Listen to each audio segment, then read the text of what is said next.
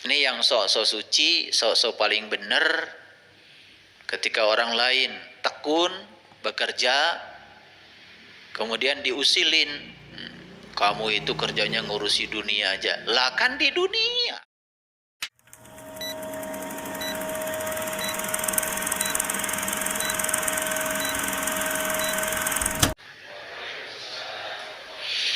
Salam sejahtera untuk kita semua.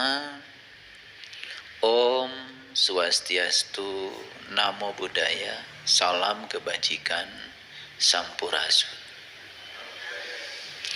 Rahayu Sagung Dumadi, semoga seluruh makhluk hidup, baik yang kelihatan maupun yang tidak kelihatan, di setiap ruang dan waktu, di semua tingkatan, senantiasa hidup berbahagia. Semoga kita semua selalu menjadi penerus cita-cita leluhur untuk memayu hayuning bawono. Tugas kita di semesta ini adalah mempercantik dunia yang sudah cantik ini. Sadar bahwa kita diutus ke dunia, berarti tugas kita ngurusi dunia. Jadi tugas kita di dunia itu ngurusi dunia, bukan ngurusi akhirat. Ini yang sok-sok suci, sok-sok paling benar.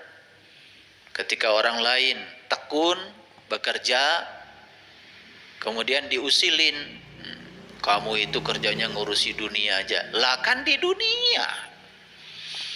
Tugasnya ngurusi dunia. Tetapi supaya benar ngurusi dunia, kita ini sudah dikasih bekal, yaitu bekal akhirat. Jadi akhirat itu bukan nanti, akhirat itu awal kita. Makanya kita berasal dari Allah, kembali kepada Allah. Jadi kita itu berasal dari akhirat. Didatangkan ke dunia, udah selesai, balik lagi ke akhirat. Akhirat itu bahasa Arab, artinya terminal terakhir, sekaligus juga terminal awal. Makanya jangan menjadi orang yang latah. Begitu ada orang meninggal, langsung kalian bilang innalillahi wa inna ilaihi rajiun. Padahal kita juga nggak ngerti dengan ucapan itu. Karena itu bahasa Arab, kita menganggap asal Arab itu doa. Kan gak sedikit sekarang umat Islam menganggap innalillahi wa inna ilaihi rajiun itu seakan-akan doa untuk orang yang mati. Kan konyol. Masih mending konyol.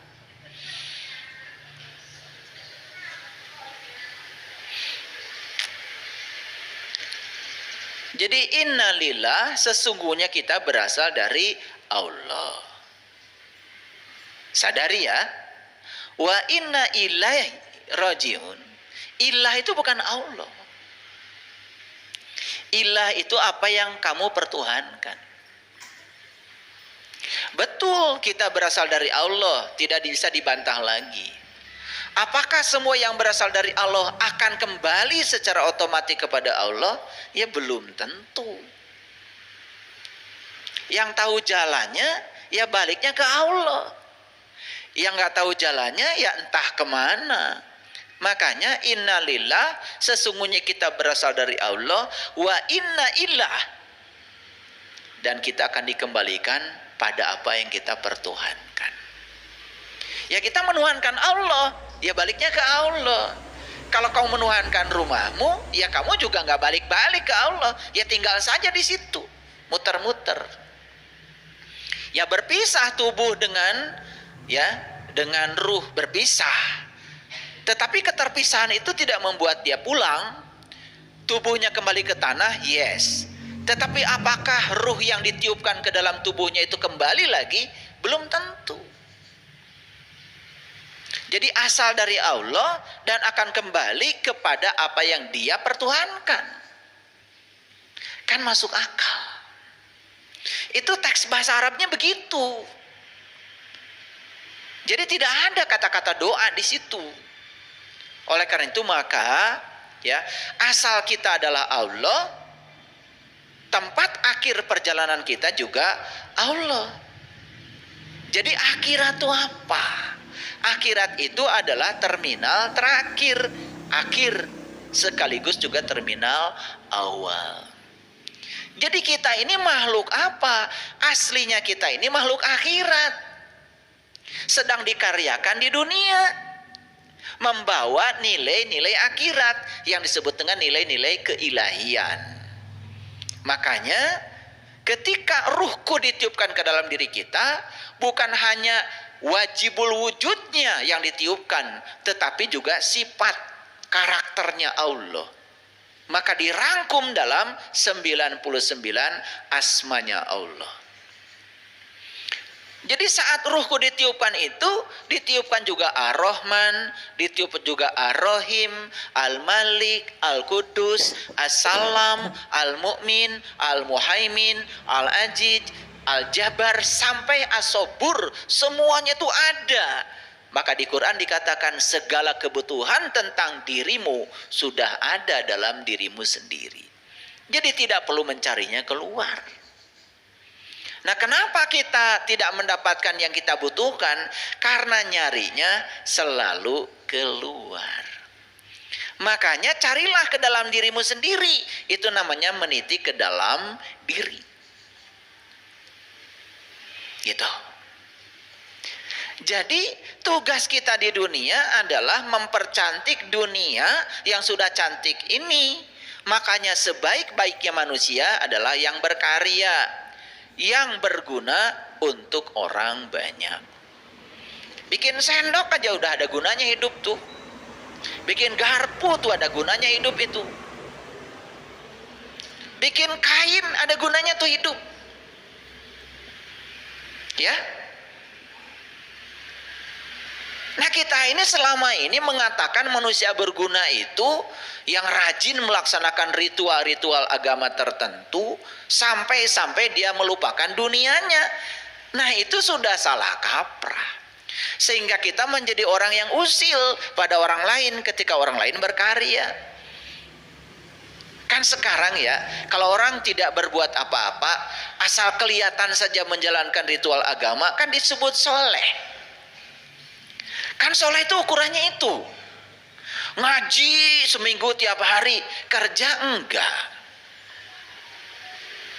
Makanya ngaji itu nggak usah sering. Ya, nggak usah sering. Kalian tuh seragam sampai 7, tas 7, tas B7.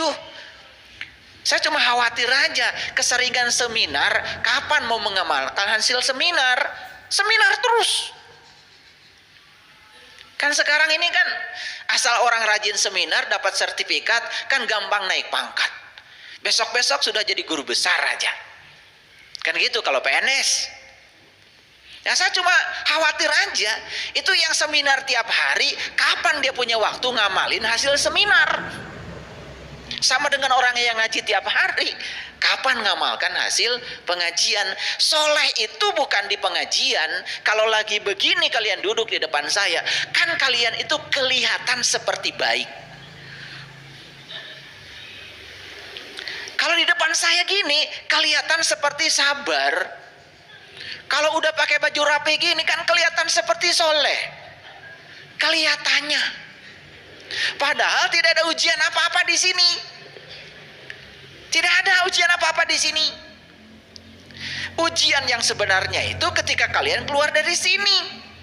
Naik sepeda motor, jalan macet, stop, jangan hidupkan klakson. Jangan nyalip kiri kanan, di situ aslinya kalian tuh kelihatan. Di sini ya, cari orang sabar susah saya ngukurnya. Tapi di jalan dia orang sabar kan gampang. Betul nggak? Nyalip kiri, nyalip kanan. Udah jelas di stopan, masuk sini. Padahal diem aja. Kan ketika stopan sudah warna hijau, kan jalan juga. Di situ saya bisa lihat orang yang gak sabar. Di sini semua kelihatan seperti sabar. Jadi sebetulnya ketika sedang di masjid gini, kalian itu semua sedang pakai topeng, sedang berpura-pura jadi orang baik. Keluar dari sini, sendalnya keinjek orang, udah mulai nyolot itu. Itu aslinya tuh di situ. Nah, kita ini selama ini mengukur kesolehan dengan alat ukur yang salah. Kalau orang sudah putih ke atas, putih ke bawah, pakai ubal-ubal putih, sorban putih, tangannya cuma muter-muter tasbih, soleh. Padahal itu baru kelihatan soleh. Orang soleh itu bikin pesawat. Orang soleh itu riset setiap hari, bikin sabun yang tidak mencemari lingkungan, bikin listrik yang bisa menerangi kampung-kampung yang kegelapan, bikin kabel. Gimana caranya supaya bikin kabel yang hambatan listriknya sekecil mungkin, sehingga listrik itu tidak boros karena hambatan listriknya kecil. Orang yang soleh itu setiap hari berkarya bagaimana supaya kehidupan ini semakin beradab, semakin mudah. Itu soleh. Orang soleh itu bikin HP, bikin Google Map. Sekarang kalian mau pergi ke rumah saya dari Jakarta, pencet aja Jalan Sariwangi nomor 51, nyampe. Lurus 5 km belok kanan, 10 km belok kiri, jelas sekali ada suaranya. Pernah mikir nggak kenapa orang bisa bikin seperti itu? Itu harus menguasai yang namanya komputasi, harus menguasai bahasa program, harus menguasai tentang gravitasi. Karena itu semua menggunakan teori gravitasi. Kalau saya cerita itu pasti kalian nggak ngerti. Makanya daripada saya cerita lebih bagus nggak usah. Karena saya salah alamat kalau di sini. Kalau di depan mahasiswa yang sedang belajar teori gravitasi, saya jelaskan bagaimana Google Map itu dibuat. Tercengang tuh mahasiswa. Nah ini soleh, saya bilang. Saya lihat banyak mahasiswa saya di sudut-sudut kampus itu baca Quran. Dan Qurannya itu nggak suka yang gede-gede. Saya juga heran. Yang kecil itu baca Quran. Habis gitu saya tanya, kamu ngerti yang dibaca? Enggak, Pak, katanya. Dan saya pastikan dia pasti ngaku orang soleh. Dan yang tidak baca kayak dia pasti dia bilang salah. Ini kan ukuran yang salah. Dan ini harus diperbaiki. Kan ini paradigma yang keliru. Itu Nabi Muhammad sedang saum ketika disuguhi makanan oleh orang Yahudi. Yang nyuguhi orang Yahudi, beliau batalkan saumnya demi untuk menghormati hidangan yang disajikan oleh orang Yahudi. Soleh apa salah? Seorang nabi kan begitu, kasih contoh. Soleh. Model-model kalian ini ada tuh murid saya. Tiap datang ke rumah saya saum. Setiap disuguhi diajak makan sama saya, maaf ayah, saya sedang puasa. Suatu saat saya juga ngomel aja. Kamu itu gimana sih? Diajak makan sama saya, tiap datang ke rumah saya saum mulu. Apa yang dicari? Hak tubuhmu kenapa tidak dikasih? Itu sudah kurus kerontang saum tiap hari. Ya ntar penyakitan. Apa disuruh begitu sama semesta? Apa Allah itu yang suka merampas kesenangan kita? Tidak. Allah ingin kamu bahagia, ingin kamu menikmati seluruh ciptaannya. Siddhartha Gautama 6 tahun tinggal di hutan, meninggalkan kerajaannya. Beliau ingin mencapai pencerahan di hutan. Sampai kurus kerontang, saum setiap hari tidak makan. Dan tiba-tiba kemudian ada sekelompok darwis yang bernyanyi. Ada orang katanya di hutan ini yang sedang menyiksa dirinya, pura-pura mau mencari Tuhan. Tersinggung tuh Siddhartha Gautama. Kemudian dia sadar, dan ternyata di hutan menyiksa diri yang didapat bukan pencerahan. Dia pulang ke kerajaannya, makan seperti biasa, hidup seperti biasa, melayani orang-orang yang dia cintai. Justru di pohon bodhisatwa inilah beliau mencapai pencerahan. Di pohon zaitun inilah beliau mencapai pencerahan. Kalau yang tradisi Nasrani, di pohon Natal inilah mencapai pencerahan. Gak usah usil lihat pohon Natal. Pohon Natal itu lihat, lampu semua kan? Iya. Makanya puncaknya pohon Natal juga bulan bintang, sama dengan menaranya masjid. Kalian itu kadang-kadang ngerti enggak, bencinya udah duluan. Itu simbolik. Begitu seseorang sudah Natal, lahir kembali kesadarannya, maka tubuhnya itu bercahaya, banyak lampunya. Dia bisa melihat pusat semesta dalam dirinya. Itu namanya sudah tercerahkan. Maka dalam Injil dikatakan, ya, Allah cahaya adanya, sekali-kali tiada gelap di dalamnya. Selagi cahaya itu ada padamu, percayakan cahaya itu supaya kau menjadi anak-anak cahaya. Keren itu kalau ngerti. Kan kalian baca Injil juga kagak, bencinya udah duluan. Saya hatam Injil. Dan tidak ada yang salah di sana. Yang salah pikiranmu tentang Injil, karena dari kecil sudah membencinya. Ngomong aja sembarangan. Ketika ditanya waktu pelajaran agama, kitab yang wajib diimani ada berapa? Lancar.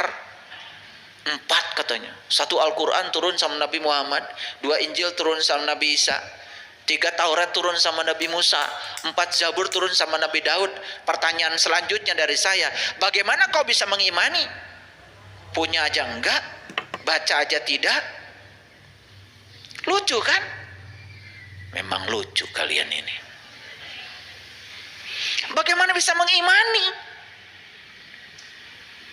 Saya waktu minta dibelikan Injil sama bapak saya juga dipukulin sama bapak saya. Ngapain katanya kau minta Injil? Permintaan saya dianggap aneh. Padahal bapak saya ngajarkan pada saya, kitab yang wajib diimani ada 4. Quran saya punya, Injil pengen punya. Kenapa saya tidak boleh? Kan harus diimani. Apa yang salah dengan saya? Malah dipukulin. Ya udah, karena dipukulin ya saya ngumpulin duit, beli sendiri. Diumpetin lagi. Karena nggak boleh kelihatan. Seperti itu kita beragama selama ini, tidak terbuka. Terus terang ya, saya pernah benci sama Injil. Tapi kebencian itu bukan karena saya tahu isinya buruk, bukan. Karena saat itu ditanamkan pada diri saya untuk membencinya. Seperti saya benci salib, padahal saya nggak ngerti salib. Lihat salib itu, bagian yang mendatar kan pendek, tapi bagian yang vertikal kan panjang. Kan di situ ada makna yang dalam. Vertikal itu urusan horizontal, urusan duniawi. Vertikal itu kan urusan yang panjang, urusan keabadian. Itu kan sama saja dengan kita belajar pergi ke Mekah disuruh sa'i. Laki-laki disuruh lari, perempuan disuruh jalan. Kan simbolisasi itu namanya. Apa maknanya? Laki-laki itu urusan rohani, perempuan urusan jasmani. Urusan dunia jalan aja kata Allah. Yang penting kamu kerja, ntar juga ada rezekinya.